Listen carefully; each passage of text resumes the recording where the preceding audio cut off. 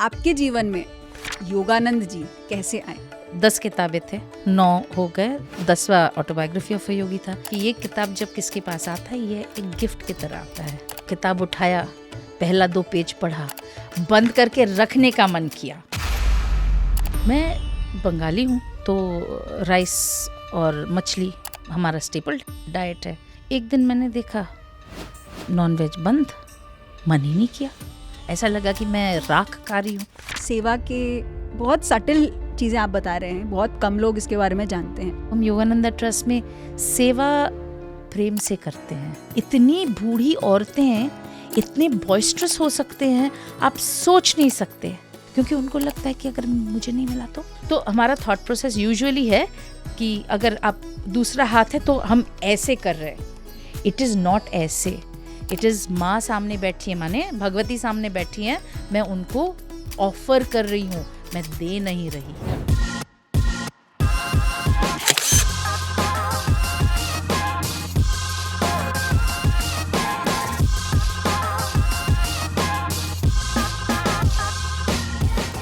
अक्सर हम जब ऐसे लोगों से मिलते हैं जिनके पास हमसे कम हो, हम एक ऐसे शब्द का इस्तेमाल करते हैं, असहाय, बेचारे। लेकिन क्या वो असल में बेचारे हैं? तो आज हमारे बीच है एक ऐसी क्रिया योगी प्रैक्टिशनर जो विश्व प्रसिद्ध परमहंस योगानंदा जी के शिष्य क्रियानंद जी द्वारा जो आनंदा संघा की स्थापना हुई है उसमें ध्यान का प्रचार प्रसार कर रही है, और आनंदा संघा परमहंस योगानंदा ट्रस्ट के द्वारा सेवा का एक नया रूप दे रहा है। सेवा जो हम सब करते हैं, बचपन से करते ही हैं, हमें लगता है कि जब हम कुछ देते हैं वही सेवा होगा। लेकिन सेवा के अंदर जो भाव है, हम करते क्या है, हम फील कैसे करते हैं, वो डेफिनेशन ही अलग है। आज के इंटरव्यू में मैंने खुद बहुत कुछ सीखा है, क्योंकि सेवा बहुत बहुत बहुत सूक्ष्म है। हम कैसे सेवा करते हैं वो मैटर करता है। आइए जानते हैं जयिता चक्रवर्ती जी से उनका स्वानुभव, क्योंकि सीखना जारी रखना जरूरी है।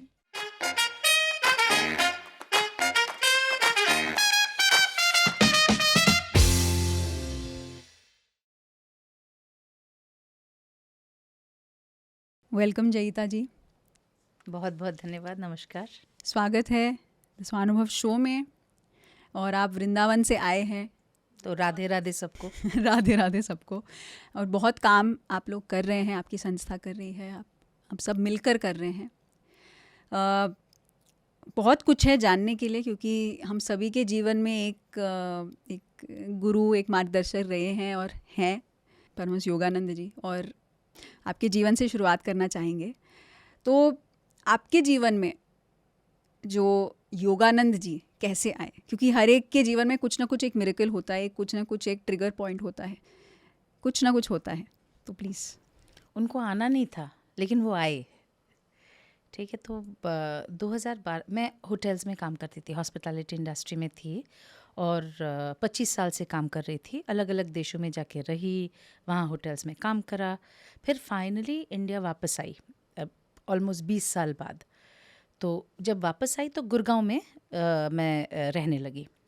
एंड गुड़गांव में जब 2009 में मैं गुड़गांव में पहुंची, तब ना मुझे मेडिटेशन के बारे में कोई आइडिया था, ना मुझे स्पिरिचुअलिटी के बारे में कोई आइडिया था। उससे पहले एक बार मैं अपने स्कूल कॉलेज डेज़ में मैं अपनी फ्रेंड के साथ हम लोग पौंडीचेरी गए थे, तो मातृ मंदिर गए थे। मेरा फर्स्ट टेस्ट ऑफ मेडिटेशन वहाँ पे हुआ था, लेकिन वही 5-10 मिनट का जो था, तो उतना रजिस्टर नहीं किया था उस वक्त। मटेरियल वर्ल्ड में थी, मैं हमेशा मटेरियल वर्ल्ड में थी, तो कभी दिमाग में ये कभी आया ही नहीं था कि मेडिटेशन हेल्प करता है या मेडिटेशन कुछ होता है इन द फर्स्ट प्लेस। कभी भी आपको इंटरेस्ट नहीं था? लाइक कोई इंटरेस्ट नहीं था, पूजा पाठ इनमें भी इंटरेस्ट कभी नहीं इंटरेस्ट था। हमारे घर में कभी वो फोर्सफुली इनकलकेट किया ही नहीं गया था। माँ, मेरी ग्रैंड मदर, मेरी दादी, वो लोग करते थे, तो हमें लगता था वो उनका जॉब है, वो लोग करते हैं, अब वो लोग करे तो हम लोग क्यों घुसे उसमें। हम लोग मस्ती मारने में ज़्यादा टाइम बिताते थे। दुर्गा पूजा होता था, मैं बंगाली हूँ तो कोलकाता में दुर्गा पूजा बहुत बड़ा होता है, दुर्गा पूजा होता था, वहाँ पे नए नए कपड़े पहन के हम लोग दोस्तों के साथ घूमते थे। अष्टमी वाला दिन ये होता है, पुष्पांजलि होती है, तो सुबह सुबह नहा के नए साड़ी पहन के, वो तो साड़ी वाला टाइम है, साड़ी पहन के चले जाते थे अंजलि वगैरह करके। उसके बाद फिर अष्टमी मेन डे होता है दुर्गा पूजा का, तो वो सेलिब्रेट करते थे। इतना ही जो पूजा पाठ, हाँ, और सरस्वती पूजा, क्योंकि उसके बाद फाइनल एग्जाम्स था। तो सरस्वती पूजा बहुत इम्पोर्टेंट था हम लोग के लिए। तो सारी बुक्स कॉपीज़ माँ सरस्वती के चरणों में हम लोग रखते थे।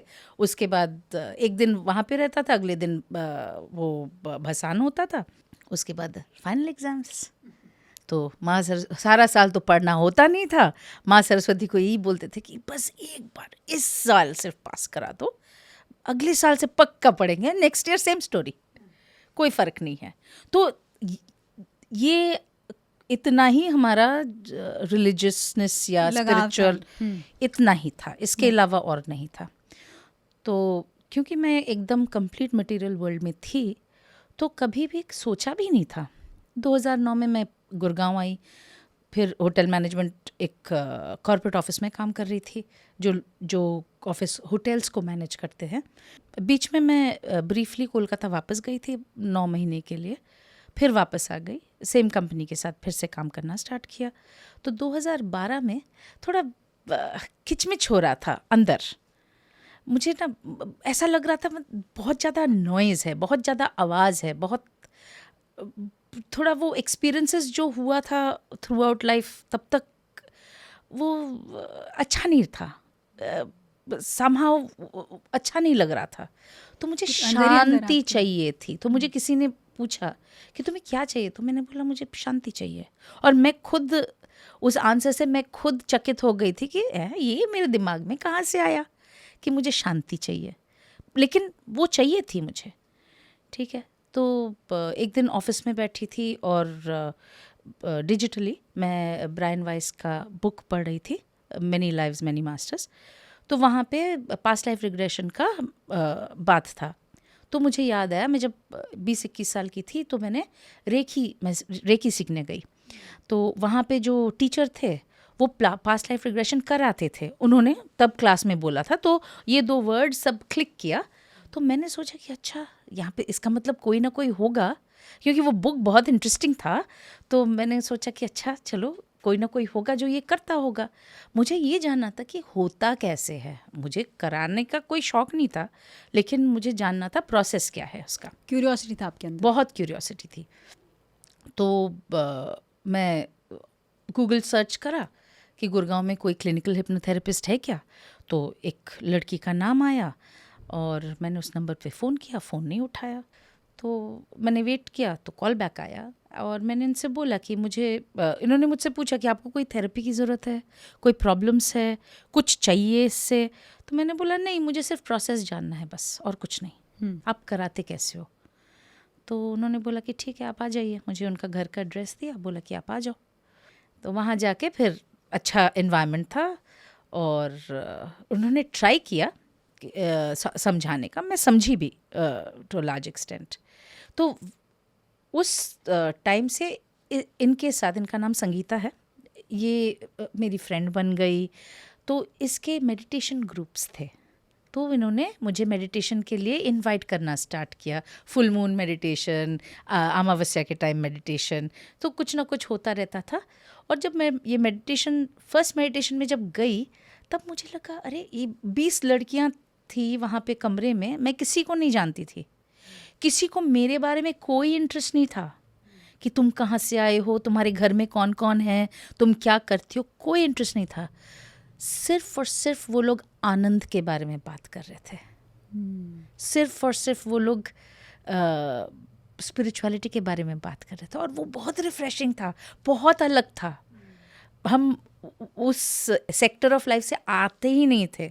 हमें जानना था कि किसका क्या सैलरी है, किसको कौन से पोजीशन में, ये सारा कॉन्वर्सेशंस होता था। मटीरियलिस्टिक कॉन्वर्सेशन, ये एकदम अलग था।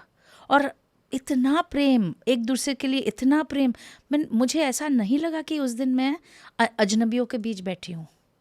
मुझे इतना अच्छा लगा, तो मैं वो मेडिटेशंस में जाने लग गई।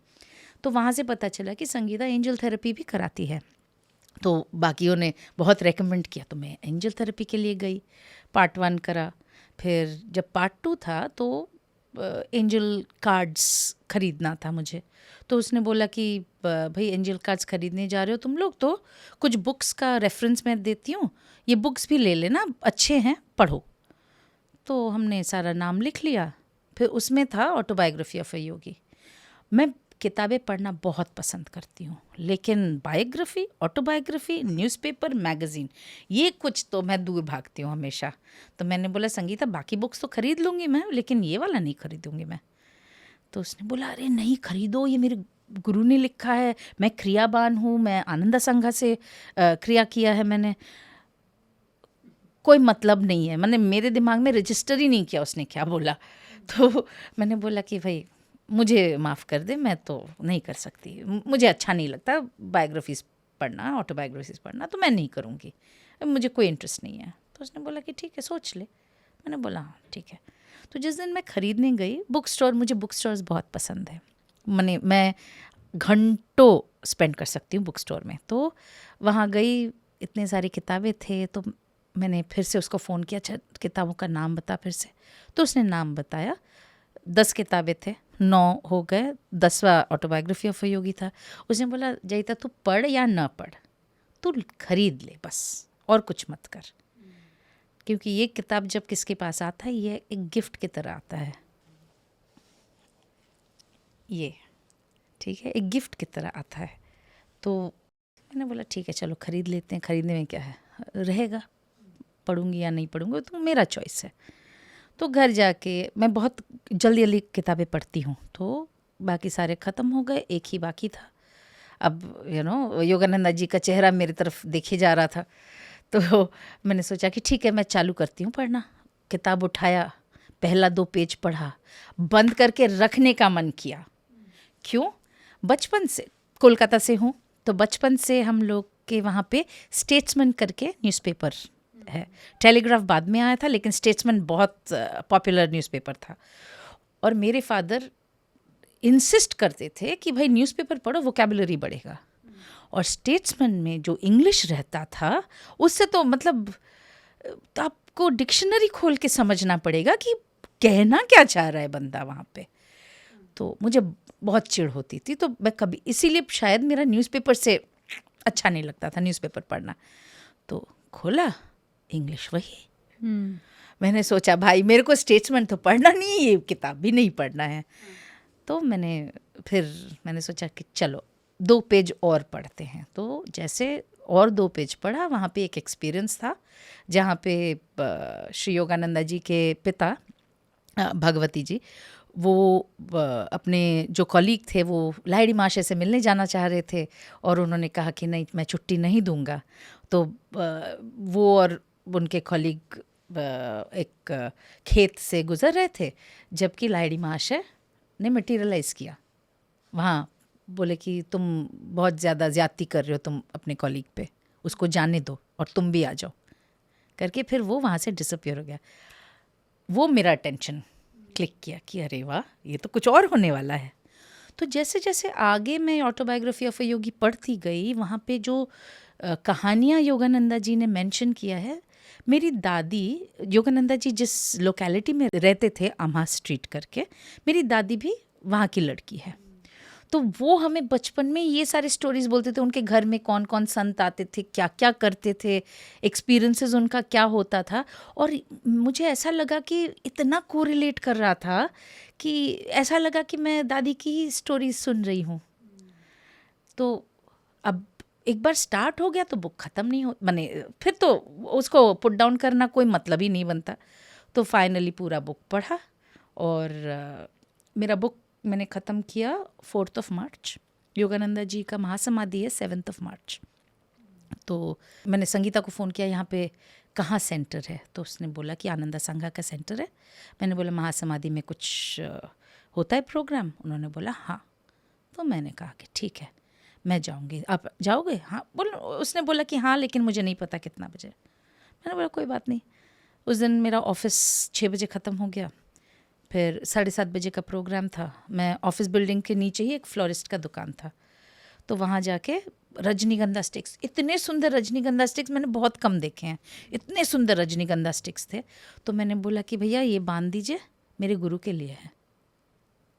मैंने बोला, मेरे मुंह से वो शब्द निकले और मैंने बोला ये क्या कह दिया मैंने, मतलब अजीब था वो। तो एनीवे मैं गई और फिर वहाँ महासमाधि में मेडिटेशन चल रहा था, कुछ देर वहाँ बैठी, फिर प्रोग्राम ख़त्म हो गया, फिर मैं वापस आ गई और फिर मेरे दिमाग में क्रिया योगा। अब क्रिया योगा का प्रोसेस क्या है वो सीखने के लिए फिर मैं आनंदा संघा गई। वंडरफुल। एंड फिर आनंदा संघा में क्रिया दीक्षा से पहले 9 महीने का एक प्रोसेस होता है, 9 से 12 महीने का प्रोसेस होता है, जिसमें आपको शारीरिक रूप से, इमोशनल रूप से, आध्यात्मिक रूप से प्रिपेयर किया जाता है। उसके बाद ही क्रिया दीक्षा होती है। एंड क्रिया दीक्षा मतलब वो लेवल 1 है। उसके बाद आपका आध्यात्मिक लाइफ एक्चुअली आगे बढ़ता है या शुरू होता है। तो लेवल 1, 2, 3 किया। 4th लेवल में हमारे जो टीचर हैं वो स्पिरिचुअल डायरेक्टर इंडिया के हैं, नया स्वामी ध्याना। तो वो इंटरव्यूज़ लेते हैं कि कौन प्रैक्टिसेस ठीक से कर रहा है, किताबें पढ़ रहे कि नहीं, सेवा कर रहा है कि नहीं, ये सारा कुछ बहुत मायने रखता है। माने एक वेल राउंडेड प्रोसेस होना चाहिए। तो उन्होंने वैसे सवाल किया, तो मैंने बताया कि मैं अभी उस टाइम मैं सिर्फ फ्रीलांस कर रही थी। उस टाइम मैंने अपना नौकरी भी छोड़ दिया था क्योंकि मुझे कोई मतलब नहीं था मटेरियल वर्ल्ड से, तो मैंने नौकरी भी छोड़ दी थी। ध्याना जी ने पूछा कि क्या कर रहे हो, मैंने बोला मैं फ्रीलांस करती हूँ, मैं रिक्रूटमेंट करती हूँ, कभी कभी ट्रेनिंग्स कराती हूँ। तो उन्होंने बोला ठीक है, तो हो गया। फिर शाम को वो फ़ोन करती हैं, बोला कि यहाँ पे ना एक पोजीशन है, ज़्यादा पेमेंट नहीं है, 4 घंटा पार्ट टाइम जॉब है। तो मैंने बोला बिल्कुल वेलकम, कोई मैंने उसमें कोई सवाल ही नहीं है, क्योंकि मुझे गुरु सेवा करना था, मुझे आना था। तो फिर मैं आ गई। फिर धीरे धीरे वो पार्ट टाइम फुल टाइम में कन्वर्ट हो गया। मैं ध्याना जी की असिस्टेंट बनी। तो आपने अपने कॉर्पोरेट लाइफ को तो छोड़ दिया था, आप स्पिरिचुअल लाइफ में आ गए। अब इसमें आगे कैसे बढ़े? आप ऑर्गेनाइजेशन से तो जुड़ गए थे, लेकिन आप खुद में कैसे ग्रोथ देख रहे थे? कैसे आप खुद अंदर ही अंदर क्या हो रहा था? 7 साल आनंदा संघा में मैं थी। उसके बाद Yogananda trust, Paramahansa Yogananda public charitable trust, जो आनंदा संघा का चैरिटेबल विंग है, सिस्टर कंसर्न है, अलग ट्रस्ट फॉर्मेशन है, लेकिन ये आनंदा संघा के थ्रू ही क्रिएट हुआ है। तो वहाँ पे पोजीशन अवेलेबल था डायरेक्टर का। तो ध्याना जी ने बोला कि तुम वृंदावन जाना चाहती हो। उससे पहले योगानंदा जी के हीलिंग प्रेयर टेक्निक्स है, जो हम लोग वहाँ पे माताओं को और स्टाफ को सिखाने जाते थे। 3 साल तक सिखाया हम लोग, हर महीना जाते थे। तो एक कनेक्ट तो था, प्लस मैं बंगाली हूँ और वहाँ पे 98% माताएं जो हैं और स्टाफ जो है वो बंगाली है। हाँ, तो कम्युनिकेशन का कोई गैप नहीं है। तो ध्याना जी ने पूछा कि तुम जाना चाहती हो? तो मैंने बोला जाना चाहती हो क्या होता है, अगर गुरु बोल रहा है जाओ तो जाओ, ये सोचने वाली बात तो है नहीं। तो उन्होंने बोला ठीक है चलो, मैं आगे बताती हूँ। फिर 2018 नवंबर में मैं योगानंदा ट्रस्ट में ज्वाइन किया और फिर वहाँ का जर्नी तो एक अलग जर्नी था। यहाँ लगता था आनंदा संघा में 7 साल मैं स्वर्ग में थी। कोई मुठभेड़ नहीं था, कोई ट्रबल नहीं था। हमारा कभी कभी वर्क डे के अंदर होता था क्वायर प्रैक्टिस, और मुझे म्यूज़िक से बहुत प्यार है, बहुत लगाव है। तो वो तो मतलब मेरे लिए हॉलीडे था, क्या हो सकता है। फिर इवेंट्स होते थे, बहुत सारे क्लासेस होता था, बहुत सारा वॉलंटियरिंग होती थी, ये सब। और गुरु भाई जैसे कि मतलब तुम्हारी एक अंश है, कभी वो डिफरेंस नहीं होता था जो बाहर वाले बाहर देखने को मिलता है, कॉर्पोरेट्स में देखने को मिलता है, हमारा मटेरियल वर्ल्ड में देखा है मैंने। तो वो कभी नहीं था यहाँ पे। हर और आनंदा का एक टीचिंग प्रोसेस है जो बोलते हैं कि तुम्हारा जो काम है तुम किसी और को सिखाओ ताकि तुम आगे जाके और ज़्यादा काम कर पाओगे। ठीक है, अपने आप को मत रोको, ये मत सोचो कॉर्पोरेट में क्या है, मैंने अगर अपना काम सिखा दिया तो कोई मेरा जॉब नौकरी ले लेगा, है ना, वो नहीं है। क्योंकि जैसे स्वामी क्रियानंदा जो फाउंडर है आनंदा संघा के, वो कहते हैं क्रिएटिविटी इज़ प्रॉस्पेरिटी। आप जितना क्रिएटिव होगे उतना प्रॉस्पर करोगे, प्लेन एंड सिंपल। और ये हम लोगों ने एक्सपीरियंस किया है, हर जो बंदा है इस फील्ड में उन्होंने एक्सपीरियंस किया है। और समहाउ मेडिटेशन करने से आपका माइंड खुल जाता है। जैसे आपने कहा 7 साल आप आनंदा संघा के साथ आपने अपना सेवा दिया, तो क्या क्या हो रहा था उस समय पे, कि आपके अंदर क्या चल रहा था, आप फिजिकली क्या सेवा कर रहे थे और कैसे अपने आप को आप जान रहे थे? तो उस वक्त क्लासेस हो रहा था, मेडिटेशन हो रही थी, क्रिया का प्रैक्टिस चल रहा था, और हर हफ्ता हम लोग का क्लासेस होता था, सत्संग होते हैं, कीर्तन होता था, हारमोनियम सीखा, पहले कीर्तन बजाना सीखा, कीर्तन ग्रुप के साथ बैठने के लिए, उसके बाद हारमोनियम बजाना सीखा, उसके बाद इंडिविजुअली कीर्तन लीड करना सीखा, एक एक करके सीख बढ़ती गई। फिर मेडिटेशन टीचर ट्रेनिंग करा, फिर लिविंग डिसाइपलशिप करके एक कोर्स है जो वो सीखा। तो सीख मतलब थियोरेटिकल नॉलेज वो बढ़ता गया, और जैसे जैसे मेडिटेशन और जो प्रैक्टिसेस है, द टेक्निक्स जो है, वो जैसे जैसे प्रैक्टिस करते गए, तब देखा कि दोनों एक साथ कनेक्ट कर रहा है। उस वक्त एक चीज़ मैंने देखा कि बाहर अगेन नॉर्मल वर्ल्ड में हम लोग कुछ शब्द यूज़ करते हैं, नेगेटिव वर्ड्स यूज़ करते हैं, कभी कभी स्लैंग लैंग्वेज यूज़ करते हैं। कभी अगर मेरे कान में भी आ जाता, मुझे ऐसा लगता था ना कि मुझे किसी ने कीचड़ में फेंक दिया।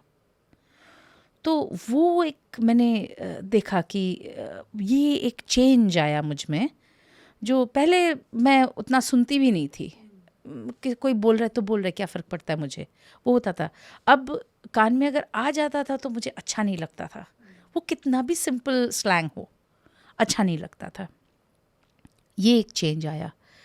मैं बंगाली हूँ, तो राइस और मछली हमारा स्टेपल डाइट है। बचपन से मेरे टेबल पे, अगर खाने के टेबल पे अगर नॉनवेज आइटम नहीं होता था, मैं तो मतलब रोना धोना चालू हो जाता था। एक दिन मैंने देखा नॉनवेज बंद, मन ही नहीं किया, ऐसा लगा कि मैं राख खा रही हूँ। उस वक्त से, उस क्षण से मेरा नॉनवेज बंद हो गया, और मुझे कोई फोर्स भी नहीं करना पड़ा।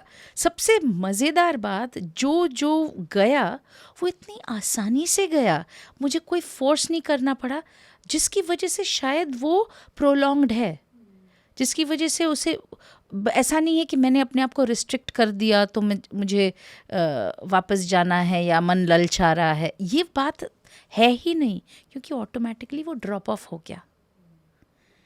ठीक है, तो ये अंदर ही अंदर चेंजेस होते रहे।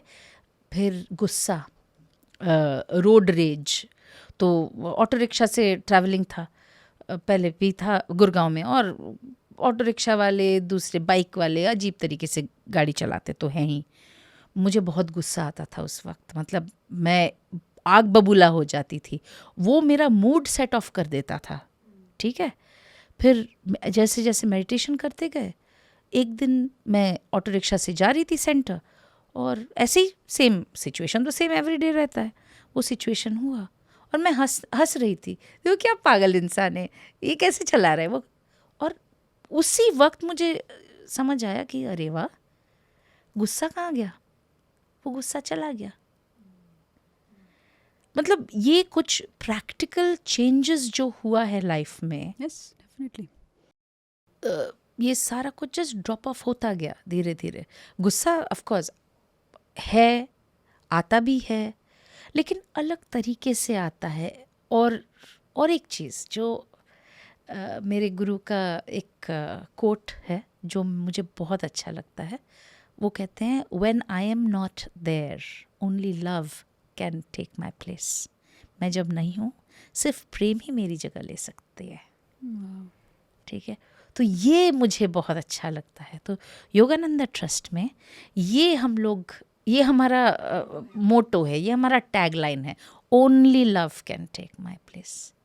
सो हम योगानंदा ट्रस्ट में सेवा प्रेम से करते हैं, सामान दे के नहीं। सामान देते हैं ऑफ कोर्स, वो तो पार्ट ऑफ द गेम है। साड़ी दिया, खाना दिया, मेडिकल दिया, रहने की जगह करा, ट्रीटमेंट्स करा, जो भी है ये सब तो हुआ, डिस्ट्रीब्यूशन हुआ, वो तो हुआ। ये सब कार्य है, ये सब कार्य, ये सब सामान है। सामान से किसी का दिल नहीं भरता, उनका मुझे और चाहिए वाला हो जाता है। और ये एक एक्सपीरियंस जो हम लोगों ने किया हमारी माताओं के साथ, ये ह्यूज एक्सपीरियंस था। पहले जब हम लोग गए थे ना, बात करते थे मेरा ये नहीं है, मेरा वो नहीं है, मुझे ये दो, मुझे वो दो। कभी कभी कान पक जाते थे सुन सुन के एक ही चीज़। आज के डेट में कहते हैं मेरे पास है ये वाला कूपन, उसको दे दो, उसको चाहिए होगा। साधु सेवा करना है, माँ हेल्प करोगे, ऐसे कर माताएं आती है। वो लोग योगानंदा जी के, मैं पहले कह रही थी कि योगानंदा जी के हीलिंग प्रेयर टेक्निक्स सिखाने जाते हैं। तो 45 माताएं हैं जो हीलिंग प्रेयर एंजल्स हैं। तो ये डेली सुबह और शाम लोगों के लिए प्रार्थना करते हैं योगानंदा जी के हीलिंग प्रेयर टेक्निक्स यूज़ करके। तो ये वो सोसाइटी को वापस दे रहे हैं, वो सिर्फ ले नहीं रहे हैं। हर दीपावली में माताएं 12,000 दिया अपने हाथ से पेंट करती हैं और उनको जाके गिफ्ट करती हैं जो लेस फॉर्चुनेट है, माने जो उनके क्या कहते हैं फाइनेंशियली डाउन ट्रॉडन है। वो अनाथ बच्चे हो सकती हैं, वो अंडर प्रिविलेज स्कूल्स हो सकता है, वो दूसरी माताएं जो आश्रम में नहीं रहती, जिनको भीख मांगना पड़ता है कभी कभी अपना जीवन यापन करने के लिए, तो उनको जाके वो लोग गिफ्ट करते हैं। प्लस हम लोग ऑफ कोर्स एडमिनिस्ट्रेशन को भी देते हैं क्योंकि वो लोग बहुत सपोर्ट करते हैं हम लोगों को। तो ये माताएं करती हैं देने, वापस देने के लिए। और अगर आप आश्रम आ जाए, मतलब हमें लगता है कि ये वृद्ध असहाय माताएं हैं, इनके जीवन में अजीब किस्म के एक्सपीरियंसेस आए हैं, अपने बच्चे इनको बाहर निकाल दिया, उनका अगर प्रॉपर्टी भी थी वो फॉर्जरी करके हड़प लिया या मारपीट की, उनको बोला कि निकल जाओ यहाँ से, तो बेचारी रोती गिरती पड़ती बाहर निकल आए घर से क्योंकि वहाँ पे तो कोई है नहीं। और वृंदावन आए ये सोच के कि कुछ ना कुछ ठिकाना तो मिल ही जाएगा। वृंदावन में भंडारा वगैरह बहुत होता है, तो खाने की कमी नहीं है, डिस्ट्रीब्यूशन होता है, तो कपड़ों की कमी नहीं है। हाँ, रहने की जगह तुम्हें ढूंढना पड़ेगा और रेंट देना पड़ेगा, इलेक्ट्रिसिटी देनी पड़ेगी। तो ये सब एक्सपेंसेस है जिसके लिए वहाँ पे एक्चुअली ये माताओं को एक्टिवली भिक्षा नहीं मांगने की ज़रूरत है। ये लोग सारे वैष्णव है, उन लोगों का माधुकुड़ी करके एक ट्रेडिशन है। वो ट्रेडिशन में वो एक एक घर या एक एक दुकान जाते हैं उस दिन के खाने के लिए मधु इकट्ठा करने के लिए। तो ये माधु कुड़ी, इसीलिए तो ये उनका प्रोसेस ही है, स्पिरिचुअल प्रोसेस है उनका। तो उनको वो लोग मंदिरों के बाहर बैठ जाते हैं, वो एक लाइक संग हो जाता है, सारी माताएं एक साथ बैठ के गप्पे शप्पे लड़ा रहे हैं। और जो आते हैं मंदिर में दर्शन करने के लिए, कोई 5 रुपये कोई 10 रुपये ऐसे ही दे देते, हाथ बढ़ा के मांगने की भी ज़रूरत नहीं होती है। तो माताओं को पता है कि यहाँ पे तो हो जाएगा। तो मेरा सवाल है, हाँ, असल में जब हम सोटू से असहाय बोलते हैं तो एक हम क्या हेल्प कर सकते हैं, वो हमेशा एक भावना रहती है। क्योंकि आप एक्चुअली स्पिरिचुअलिटी के राह में थे, आप सोशल सर्विस करने के लिए नहीं आए थे, लेकिन ये मोड़ आया आपके जीवन में।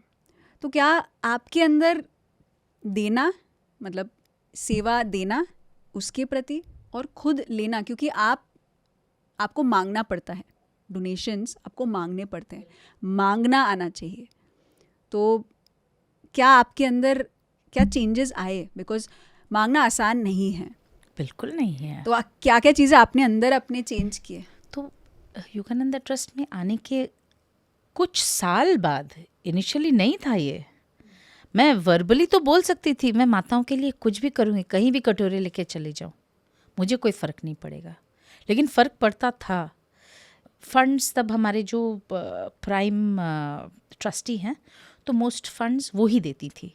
तो ज़रूरत नहीं थी, तो हम कभी मांगने का ही नहीं थे। कोई अगर कहता था हम माताओं से मिलने आना चाह रहे हैं, क्या लेके आएँ, तब हम लोग कह देते थे अच्छा माताओं को ये चाहिए या वो चाहिए, वो लेके आओ, बस इतना ही। कभी फंड्स नहीं मांगे। तो फंड्स मांगना ऐसा भी हुआ है कि कभी एक लेडी को हम लोगों ने फ़ोन करा, कहा कि भाई हम लोग योगानंदा ट्रस्ट से बोल रहे हैं, ये हम लोग करते हैं, तो आप कुछ डोनेशन देना पसंद करेंगी? तो उन्होंने बोला अरे आप लोग का तो बड़ा ऑर्गेनाइजेशन है, आप लोग पैसा तो ऐसे ही आता होगा, हम किसी और को पैसा देंगे जिनके पास नहीं है। ऐसे भी होता है। फिर मेरे पास टाइम नहीं है बोल के लोग फ़ोन भी रख देते हैं। बहुत एक्सपीरियंसेस होता है, लेकिन एक चीज़ मेरे ख्याल से आसान कर देता है ये चीज़, ये फीलिंग कि आप अपने लिए नहीं मांग रहे, आप किसी और के लिए मांग रहे जो आपके आँख के सामने है। आपको पता है अगर आप नहीं मांगोगे तो वो खाएगा क्या। तो हम लोग ये डिस्कस करते हैं, हम माताएं तो कह रहे हैं, लेकिन जैसे कि हम कहते हैं ना, एक वृद्ध जब हो जाते हैं वो सेकंड चाइल्डहुड है, तो हमारी माताएं हमारे बच्चे हैं, और हमारे कोख से अगर निकले तो एक माँ क्या नहीं करेगी उसके बच्चे की परवरिश के लिए, उनके बच्चे के खाने पीने के लिए, क्या नहीं करेगी, अपना शरीर तक बेच सकती है एक माँ वो होती है। तो ये थॉट प्रोसेस हम सब के, मेरे ख्याल से गुरु कृपा है कि हम सबके दिमाग में ये थॉट प्रोसेस है, और ये हम लोग डिस्कस करते रहते हैं। कहीं भी हम लोग चुभते हैं तो दिमाग में ये बात आ जाती है। पशु सेवा में भी अगर कभी ऐसा हो गया कि देरी हो गई उनको खाना पहुंचाने में, दिमाग में अजीब सा हलचल मचता है कि मैंने खाना खा लिया, हमारे बच्चों ने खाना नहीं खाया, वो हलचल मचती है। तो हम लोग आपस में बोलते हैं आज सोच ले कि हमने अपने बच्चों को खाना नहीं खिलाया। तो ये थॉट है, ये फीलिंग है, जिसकी वजह से ये थोड़ा आसान हो जाता है। लेकिन हाँ, कभी कभी लोग अच्छे होते हैं, कभी कभी लोग थोड़ा सा रफ बात करते हैं, वो तो है ही। तो मैं आगे जानना चाहती हूँ कि जैसे आप के पास एक सेवा हैंडबुक है कि आप सेवा के द्वारा, सेवा केवल देना ही नहीं है, सेवा के पीछे बहुत सारी चीज़ें हैं। हमें लगता है कि देखो मैंने क्या सेवा किया है, मेरे पास जैसे दसवंध है, जस्ट देना, ये केवल काफ़ी नहीं है, अपने अंदर भी बहुत चीज़ें हमें काम करना चाहिए अपने ऊपर। तो उसके बारे में थोड़ा बताइए कि आपने अपने पर क्या क्या काम किया, जो टीचिंग्स के साथ आपने इम्प्लीमेंटेशन उन टीचिंग्स पर किया। पहली बात तो ये, हम लोग सेवा को बहुत लूजली, ये शब्द सेवा बहुत लूजली इस्तेमाल करते हैं। मेरा फर्स्ट इंट्रोडक्शन इस शब्द के साथ हुआ था, मैं बच्ची थी, तो मेरी दादी के पैर में बहुत दर्द होते थे, तो वो मुझे बोलते थे थोड़ा बोरलिन लगा दे, थोड़ा सा मसाज करते, तो करती थी। उसके बाद मेरी दादी बोलती थी कि इसने मेरा सेवा किया। मुझे मैं छोटी थी, मुझे थोड़ी ना समझ था। बाद में जैसे बड़ी हुई, आध्यात्मिक पथ पे आई, तब ये सेवा शब्द मैंने देखा। तब सेवा क्या था, जब मैं आनंदा संघा में थी, ऑल्टर सजाना सत्संग से पहले, क्लासरूम सजाना क्लास से पहले, इवेंट से पहले सब करना, सेवा, साफ सफाई करनी, ये था सेवा। तब भी मुझे ऐसा लग रहा था ये तो मतलब हाँ ठीक है, नॉर्मल काम है। हाँ, मतलब मैं किसके लिए कर रही वो मेरे दिमाग में ज़्यादा था, लेकिन इतना सटल था, इतना सूक्ष्म था ये चीज़ कि मुझे समझ नहीं आती। आज जब मैं आपके साथ इस वक्त इसी क्षण जब बात कर रही हूँ, अब मुझे समझ आया। एक्चुअली मुझे अब तक समझ नहीं थी, तो ये बात करते, ये डिस्कस करते कुछ आ जाता है, इसलिए अच्छा ये था। तब फ्रैंकली स्पीकिंग ये लगता था कि ये तो हम लोग तो ऑलमोस्ट फाइनेंशियली सेम लेवल पे हैं। सेवा हमने सुना है कि जिनके पास नहीं है हम उनके लिए करते हैं, ये थॉट आता था, ठीक है, लेकिन उस वक्त समझ में नहीं आता था। हम लोग ये इतने सूक्ष्म तरीके से सेवा कर रहे थे, वो समझ नहीं था। तो एनीवे वो होता था। उसके बाद जब योगानंदा ट्रस्ट आए, तब कभी कभी ये लगता था कि अरे हम लोग इतना दे रहे हैं, तब भी आप सेटिस्फाइड नहीं हो। क्योंकि होता है, क्योंकि आप अगर सारे माताएं लाइन में हैं, वो और चाहेंगी, राइट, एक थोड़ा सा ग्रीडीनेस होता है। आप सोचो, हर क्षण उनके जीवन का अगर एक संघर्ष हो, एक मारपीट टाइप हो कि अगर मैंने मारपीट करके ये हासिल नहीं किया तो मैं जिंदा ही नहीं रहूँगी, ये सर्वाइवल है, एक फियर से आता है, एक फियर है, उनका सर्वाइवल है। आप अगर डिस्ट्रीब्यूशंस जब होता है, आप अगर देखो ना, आप वहाँ खड़े नहीं रह पाओगे, आपको लगेगा कि क्या मतलब पागलपन, एक दूसरे को धक्का, मतलब इतनी बूढ़ी औरतें हैं, इतने बॉइस्ट्रस हो सकते हैं, आप सोच नहीं सकते अगर आपने ऑर्गेनाइज नहीं किया अपने आप को ठीक से, क्योंकि उनको लगता है कि अगर मुझे नहीं मिला तो, अगर ख़त्म हो गया तो फिर मुझे नहीं मिलेगा। ये वो सर्वाइवल के लिए उनको मारपीट करना पड़ता है, करना पड़ा है, और उस वक्त हमें लगता है कि हम लोग दे रहे हैं। ये फार फ्रॉम द ट्रूथ, मतलब सत्य से बहुत बहुत बहुत कोसों दूर है।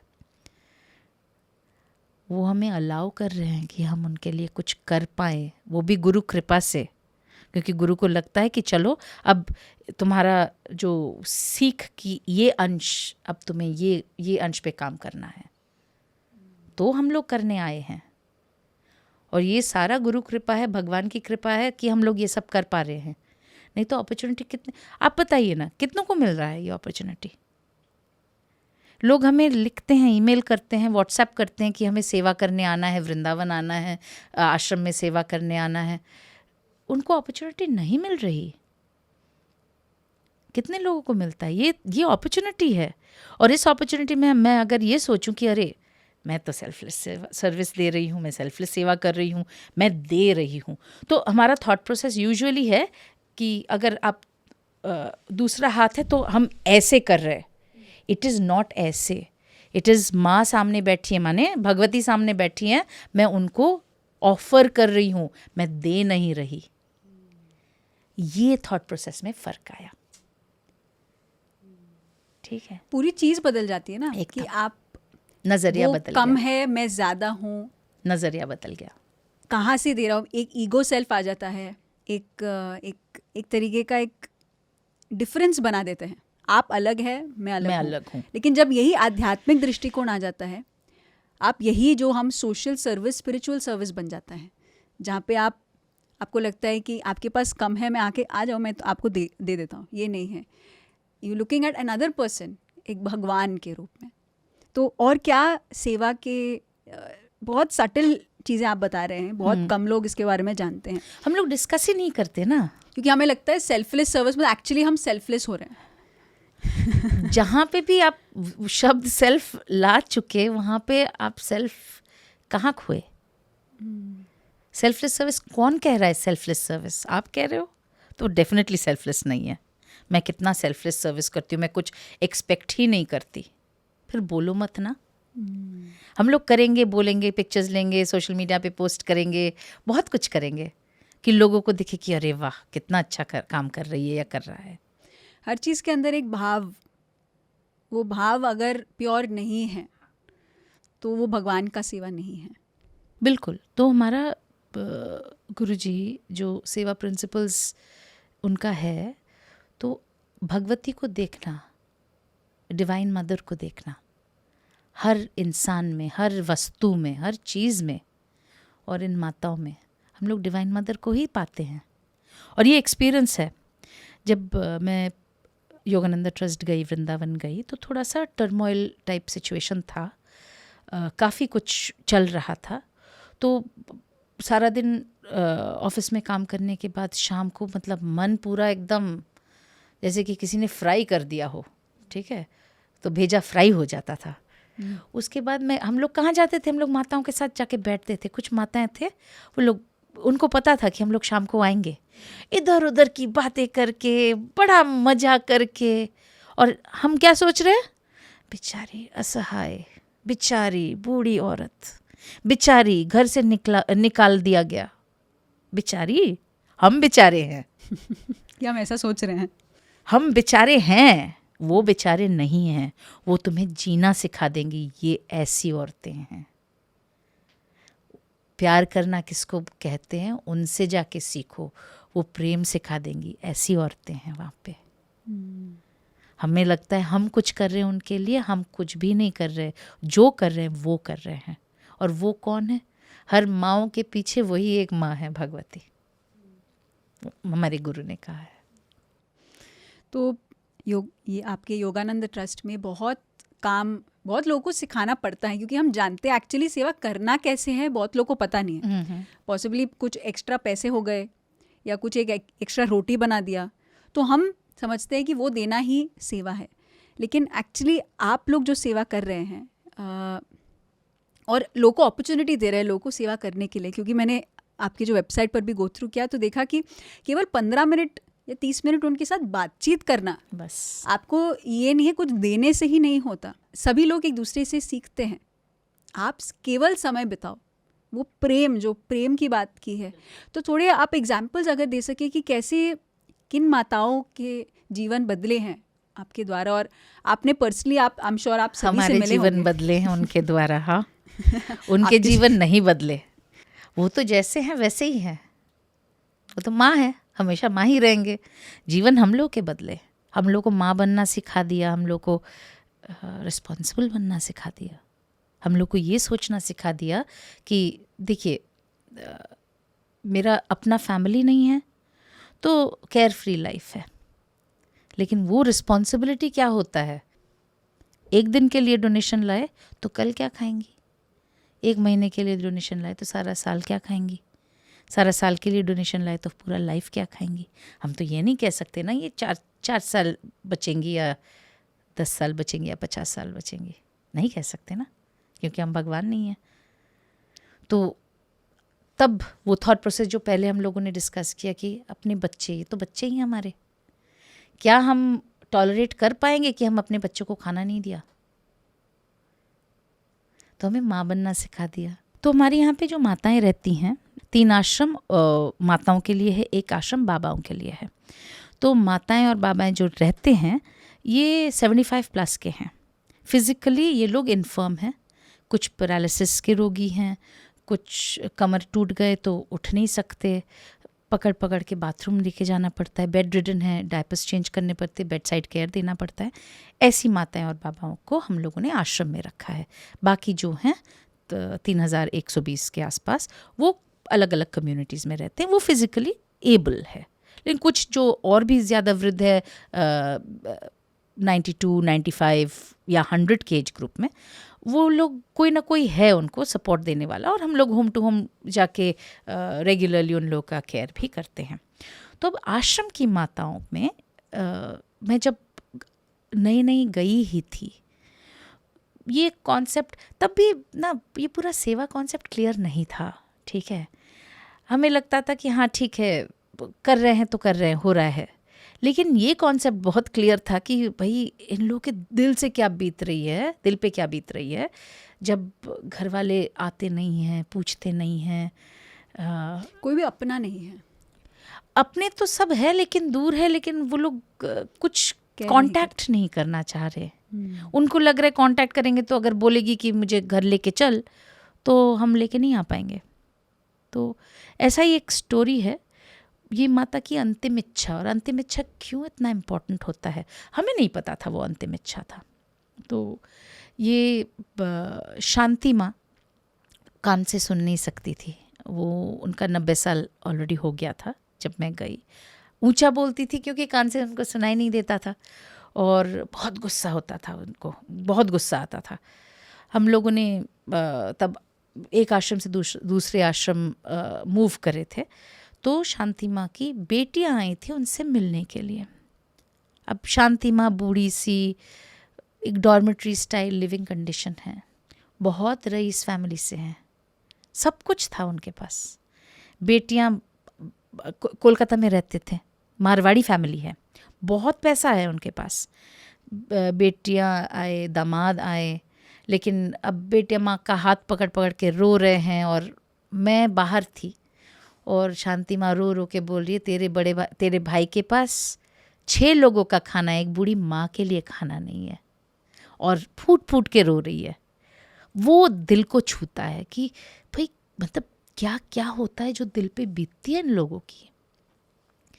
तो एनीवे इनकी बेटियां तो जो भी है बातचीत करने के बाद फिर वहाँ से जाने से पहले मुझे बोल के गए, दीदी आपका फ़ोन नंबर दीजिए, हम माँ को फ़ोन करते रहेंगे। 1.5 साल हो गया, एक फ़ोन नहीं आया उनका, बस ऐसे ही भूल के गए। मैं बोल रही हूँ ये क्योंकि मुझे फ़ोन आना था ना, नहीं आया।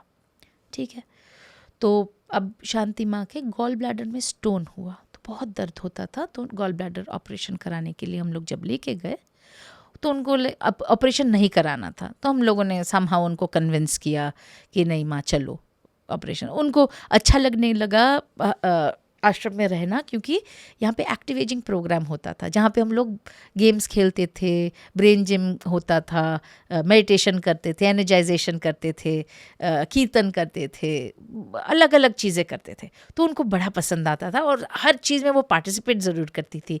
तो वो खिल गई थी, 1.5 साल बाद का बात कर रही हूँ, वो खिल गई थी। तो तब कम्युनिकेशन आसान हो गया। तो उससे पहले वो हमेशा गुस्सेल रहती थी। तो फिर हमने बोला कि माँ चलो चलो ये करा लेते हैं, क्यों दर्द में क्यों रहना, और कितना पेन किलर खाओगी, बिकॉज पेन किलर हार्ट को अफेक्ट करेगा। तो फिर उन्होंने बोला ठीक है चलो। अब ऑपरेशन टेबल पे जाने से पहले कौन साइन करेगा? डॉक्टर ने बोला इनका इतना एज है, हम लोग चांस नहीं ले सकते, तो तुम साइन करो कि तुम रिस्पॉन्सिबिलिटी ले रहे हो। अब हमारा रिस्पॉन्सिबिलिटी क्या है? जब हमारे पास इमरजेंसी नंबर है हम उनको फ़ोन करेंगे। इमरजेंसी नंबर किसका दिया था माँ ने? उनके बेटे का। उनके बेटे को जब हम लोगों ने फ़ोन किया, बेटे ने कहा हाँ, तो हमने बोला कि उनका ये ऑपरेशन है, तो डॉक्टर कह रहे हैं इनका इतना एज हो गया तो परमिशन चाहिए। हाँ, तो ये वाला जब रिस्पॉन्स आता है एक माँ के लिए, ऑफ कोर्स माँ को नहीं पता था, लेकिन हम लोगों ने सुना ना, तो हम लोगों ने बोला कि भाई साहब आपको कुछ करने की ज़रूरत नहीं, कोई बात नहीं, ऑपरेशन होने जाएगा, तो हम सिर्फ आपको इन्फॉर्म कर रहे हैं बस। तो ऑपरेशन हो गया, ऑपरेशन सक्सेसफुल था, शांति माँ वापस आश्रम आ गई।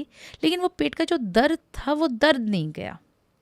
फिर 10 दिन बाद फिर हॉस्पिटल गई, फिर 2 दिन बाद वापस आ गई, फिर दर्द नहीं गया। सामहाउ वो क्यों दर्द था किसी को समझ में नहीं आ रहा था। तो वो ना धीरे धीरे वीक होती जा रही थी। और एक दिन उनके बेटे का फ़ोन आया। हाँ, तो जो हमारी आश्रम की मैनेजर है रमा ने फ़ोन उठाया। रमा ने ही उनसे पहले बात किया था, तो रमा तो आग बबूला थी ही, क्योंकि ट्रीटमेंट ऐसा मिल रहा था माँ को। तो रमा ने बोला हाँ बोलिए। बोला कि मैं माँ से मिलने आना चाहता हूँ। तो रमा ने बोला ठीक है आप आ जाइए, आप बता दीजिएगा कब आ रहे हैं। ठीक है, मैं फ़ोन करके बताऊँगा। हो गया। फिर शांति माँ बैक इन हॉस्पिटल। अब वहाँ पे रमा को भी तो माँ को थोड़ा सेंसिटाइज करना पड़ेगा ना। बेटे को अचानक देखा, क्या परिस्थिति है समझ में नहीं आएगा क्या होगा। तो माँ को सेंसिटाइज कराना स्टार्ट करा कि भाई ऐसा है कि उन्होंने फ़ोन किया था, वो आना चाहते आपसे मिलने के लिए। उनका चेहरे में बदलाव आ गया। ठीक है, उनका जो स्माइल था वो अलग ही था उस दिन। फाइनली हॉस्पिटल में रहते ही उनका बेटा आया, आके दोनों हाथ पकड़ के बेटे ने बहुत सॉरी वगैरह बोला माँ को। तो माँ को बोला कि माँ तू चल वापस मेरे साथ। तो माँ ने बोला नहीं, मैं यहाँ पे बहुत खुश हूँ, मुझे यहाँ से जाना है ही नहीं, मुझे वृंदावन में ही रहना है, मेरे यहाँ पे सारे फ्रेंड्स हैं, मैं यहीं पे रहना चाहती हूँ। तो फाइनली बेटा उसी दिन रिटर्न कर रहा था। शांति माँ बहुत खुश, तो रमा वहाँ पे थी, तो रमा को पकड़ के बहुत शांति माँ मतलब बहुत भावुक हो रही थी। तो फिर 4 घंटे के अंदर माँ चल बसी और बेटा हाफवे वापस गया भी नहीं था। तो तुरंत उन लोगों को फ़ोन किया गया। वो सिर्फ वेट कर रही थी अपने बेटे के लिए, और समहाउ रमा ने ये कांटेक्ट बना, समहाउ ये प्रोसेस हुआ। हमें बहुत अच्छा लगा कि एटलीस्ट वो अपनी बेटे से मिल सकी। उनका लास्ट विश पूरा उनका लास्ट विश था, इसीलिए उसके बाद वो पूरा होते ही वो गए।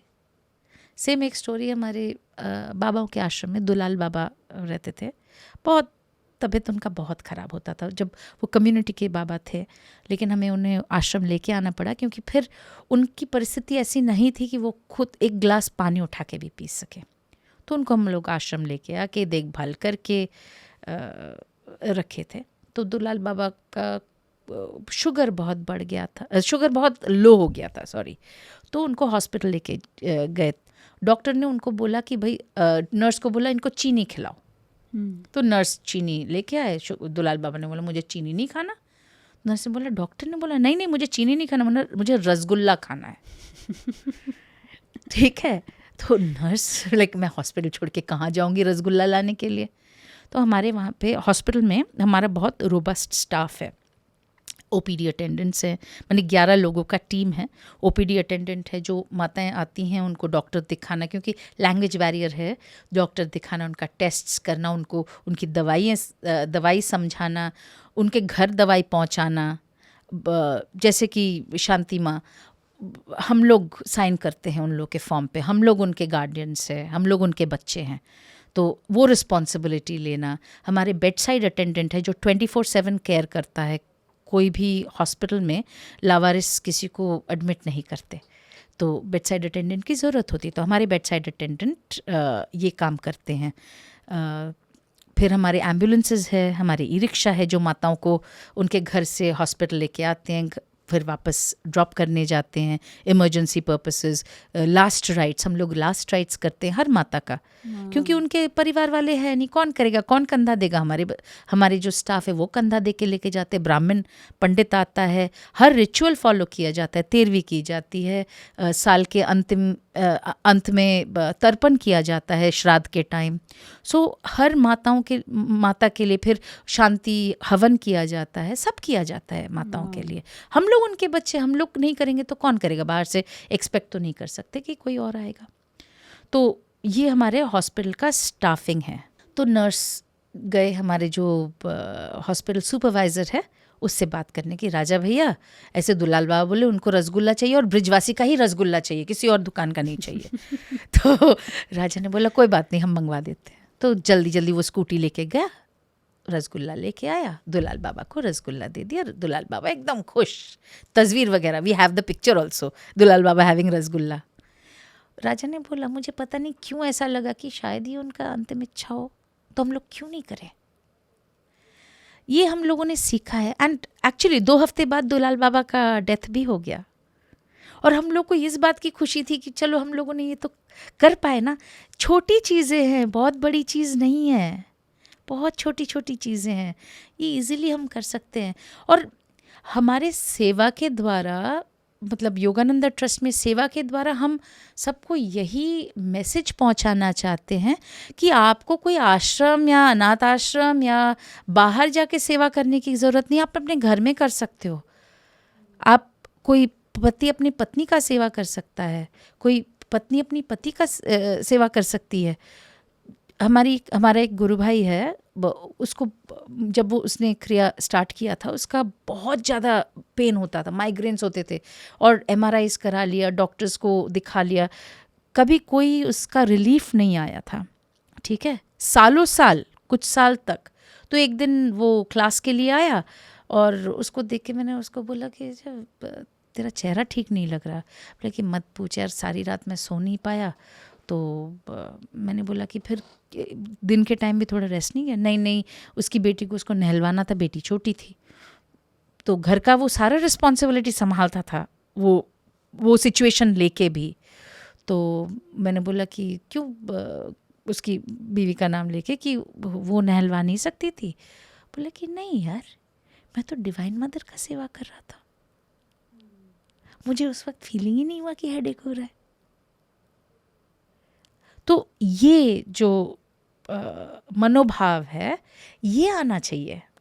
तो सेवा जो हम लोग कर रहे हैं, इससे हम लोग को यही सीख मिलती है, हम बड़ों की सेवा कैसे करें घर में, हम हमारे बच्चों की सेवा कैसे करें घर में, हम कॉलीग्स का सेवा कैसे करें घर में। अगर हर चीज़ हम सेवा के नज़रिया से देखें, तो वो I am doing something for you, मैं तुम्हारे लिए मैंने कुछ किया तो मुझे वापस एक्सपेक्टेशन है, वो चला जाएगा ना, ज़िंदगी खुशहाल हो जाएगी, कंपटीशन ख़त्म हो जाएगा, सब एक दूसरे के साथ रहेंगे, सब एक दूसरे के लिए कुछ करेंगे और सबको खुशी मिलेगी करते हुए।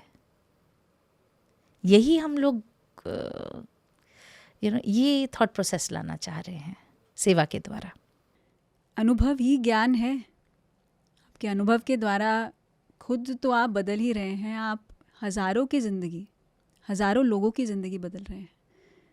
एंड दैट्स केवल आप नहीं कर रहे हैं, आपने जैसे कहा आप खुद ही नहीं कर रहे हैं, पूरी ट्रस्ट है, बहुत सारे लोग हैं इस ग्रुप कॉन्शियसनेस के साथ। ऐसे आप सभी लोग एक ही इंटेंशन के साथ हैं कि सेवा करना है, अहम भाव छोड़कर कि मैं कुछ कर रहा हूँ, मैं कुछ कर रही हूँ। And it's so beautiful. कितना काम हो रहा है। हम सभी लोग जो भी देख रहे हैं ये शो, ज़रूर वहाँ विज़िट करेंगे, सेवा देंगे, क्योंकि बहुत कुछ है सीखने के लिए, हर एक वर्ग के क्यों ना हो, लेकिन जिनके लिए आप सेवा कर रहे हैं सबसे ओल्डेस्ट हैं, सबसे वाइज हैं, और वो ध्यान करेंगे तो सभी लोग करेंगे। अरे वो लोग खुद सेवा कर रहे हैं ना, वो लोग हमारी सेवा कर रहे हैं। हमारा ऑनलाइन वॉलंटियरिंग प्रोग्राम है जिसको सर्कल ऑफ लव कहते हैं। तो इसमें जो वॉलंटियर है वो 15 मिनट का एक व्हाट्सएप वीडियो कॉल करते हैं माताओं के साथ, जिनके साथ हम कनेक्ट करते हैं, मैच करते हैं माताओं को वॉलंटियर के साथ। और टेस्टिमोनियल्स ये आता है कि एक फिर से किसी और का एक्सपीरियंस मैं बताना चाहूँगी। तो ये लड़की जो उस दिन कॉल करने वाली थी, उसने फ़ोन करके मेरी कॉलीग को बताया कि आज मैं कॉल नहीं कर पा रही, मेरा मन ठीक नहीं है, घर में कुछ प्रॉब्लम्स हुआ है, तो मुझे नहीं पता मैं अगर रो पड़ी तो कॉल करते करते। तो मेरे कॉलीग ने बोला कि ठीक है कॉल मत करो फिर। तो उसने बोला कि हाँ आज मुझे एक्सक्यूज़ कर दो। फिर शाम को वो कॉल करती है एकदम खुश। तो मेरे कॉलीग ने बोला क्या हो गया? बोला कि यार माता से बात कर ली आज। तो बोला कि क्या हुआ? तो बोल रही थी तुम बात नहीं करना चाहते हो। नहीं, मैंने सोचा कि चलो बात कर ही लेते, वो बेचारी वेट करेगी ना मेरे लिए। और उसने बोला वो मेरी सबसे बड़ी गलतफहमी थी कि वो मेरे लिए वेट कर रही थी, कि मुझे उनको कॉल करना था कि मैं कुछ कर रही हूँ। मैंने उनको कॉल किया, मैंने उनसे बात किया, मेरा मूड एकदम परफेक्ट हो गया। तब मुझे एहसास हुआ कि मैंने कुछ नहीं किया, जो किया उन्होंने किया। तो सिर्फ हम लोगों का नहीं, जो वॉलंटियर करने आते हैं उन लोगों का थॉट प्रोसेस चेंज हो जाता है। जब अगली बार वो आते हैं वो उस थॉट प्रोसेस से आते हैं, वो ऑनलाइन हो या ऑफलाइन हो। और एक पार्ट मैं सिर्फ इतना कहना चाहूँगी, वहाँ पे योगानंदा ट्रस्ट में जितने स्टाफ है मैक्सिमम लेडीज़ हैं, क्योंकि हमारा काम ही लेडीज़ सेंट्रिक है। तो ये मैक्सिमम लेडीज़ जो हैं, कुछ हैं यंग विडोज़ हैं जिनके लाइफ में बहुत उथल पुथल हुआ है, वो अपना फैमिली को संभालने के लिए वो लोग यहाँ नौकरी करने आए हैं। आज के डेट में आप उन लोगों को देखोगे तो पहचान नहीं पाओगे। पहले सेमी चुप चुप सी रहती थी, आज की डेट में वो लोग लैपटॉप्स यूज़ कर रहे हैं। वो लोग हमारे जो इंटरनेशनल वॉलंटियर्स आते हैं उन लोगों के साथ वो इंटरेक्ट करते थे। उन लोगों को अंग्रेज़ी नहीं आती है, लेकिन इतना दिमाग है कि गूगल ट्रांसलेट से वो ट्रांसलेशन करके कर सकते हैं। वो लोग फंड रेज कर रहे हैं खुद। एक मुट्ठी अनाज एक इनिशिएटिव है जिसके तहत वो लोग हर जगह जा रहे हैं अनाज कलेक्ट करने, क्योंकि हमारा मंथली राशन होता है। फिर कुछ है जिन्होंने अपने बच्चों को खोया है, उसके बाद 3 महीने बाद वापस सेवा में आ गए और यहाँ आके उनका दिल लग गया फिर से और सेवा करते गए। जो काम करते हैं यहाँ पे, जो सेवा दे रहे हैं यहाँ पे, सारे स्टाफ है, सबको सैलरी मिलती है, लेकिन सैलरी से वो बात नहीं होती जो इनका दिल बोलता है। आप अगर इन लोगों से मिलो तो आपको लगेगा कि ये लोग कुछ अलग ही लोग हैं। मुझे कभी कभी ये लगता है मैं संतों के साथ काम कर रही हूँ संतों के बीच काम कर रही हूँ सचमुच। मतलब ग्रास रूट लेवल के लोग हैं, अंगूठा छाप, जिनको पढ़ाई लिखाई नहीं आती, लेकिन उनका जो दिल है ना बहुत बड़ा है। एक हमारी स्टाफ है जिनका नाम है रानी, उनका काम ही है डायपर्स चेंज करना, ठीक है। उनके हस्बैंड जो है अपाहिज हैं, माने फिज़िकली डिसेबल्ड है कंप्लीटली, तो कोई काम नहीं कर सकते, ये सिर्फ अर्निंग मेंबर। उनका बेटा जो है मेंटली चैलेंज्ड है, तो वो भी कोई काम नहीं करता। तो ये अर्निंग मेंबर है। रानी का एज अभी 60 के आसपास होगा। हमारे यहाँ पे सीनियर सिटीजन्स काम करते हैं फॉर दैट मैटर, क्योंकि उनको अपना घर चलाना है, राइट। तो एक दिन मैं आश्रम गई और यूजुअली राधे राधे माँ, राधे राधे रानी आवाज़ सुन के वो डायपर चेंज कर रही थी। मास्क था, हाथ में ग्लव्स था, एक हाथ में डायपर था, मैंने soiled diaper, okay, badly soiled diaper. आके राधे राधे उनको देख के एक क्षण के लिए ये महसूस नहीं हुआ कि उनके हाथ में और वो डायपर है और उनको कोई तकलीफ़ है उससे। मतलब जैसे कि कोई बात नहीं, ऑल गुड। हम लोग नहीं कर सकते, ये लोग जो करते हम लोग नहीं कर सकते।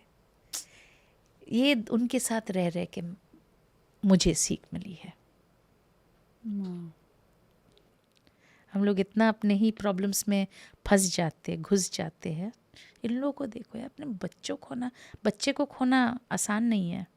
जॉब करते हुए अपना मतलब बहुत हर दिन जाओ, घर में जाओ, पति दारू पी के पीटे, अगले दिन फिर स्माइल लेके काम पे वापस आ जाओ, आसान नहीं है, लेकिन करते हैं। Thank you so much. बहुत कुछ है सीखने के लिए, अनंत है ये यात्रा। लेकिन आपकी यात्रा से सेवा को एक नया डेफिनेशन दिया है। हम जानते हैं सेवा, बुक्स में पढ़ा है, लेकिन प्रैक्टिकली सेवा को जीते हुए जो आप कर रहे हैं, वो दिस होल ट्रस्ट जो कर रहा है, बहुत बहुत अद्भुत है। Thank you so much. स्वानुभव शो में अपना स्वानुभव बोलते हुए, शेयर करते हुए आपने पूरा जो काम कर रहे हैं वो आपने हमारे तक साझा किया। Thank you so much. बहुत बहुत धन्यवाद। हम आशा करते हैं कि इस बातचीत के द्वारा जो व्यूअर्स हैं वो भी सेवा के बारे में सीखे, सेवा के बारे में जाने। अगर सेवा करना है, योगानंदा ट्रस्ट आए, माताओं का सेवा करें और जीना सीख जाए, उनसे सेवा करना सीख जाए, उनके साथ रह के। यही चाहते हैं बस। थैंक यू, बहुत धन्यवाद। तो कैसा लगा आपको ये स्वानुभव? अक्सर हमें लगता है कि जीवन को हमने देख लिया है और क्या है बाकी देखने के लिए, लेकिन जब आप ऐसे अनुभव सुनते हैं तो जीवन का नजरिया ही बदल जाता है ना। मैंने सेवा का एक नया रूप जाना।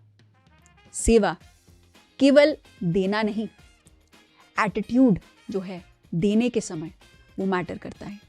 क्या आप एक अहंकार से दे रहे हैं या क्या आप दूसरों के लिए एक जगह बना रहे हैं?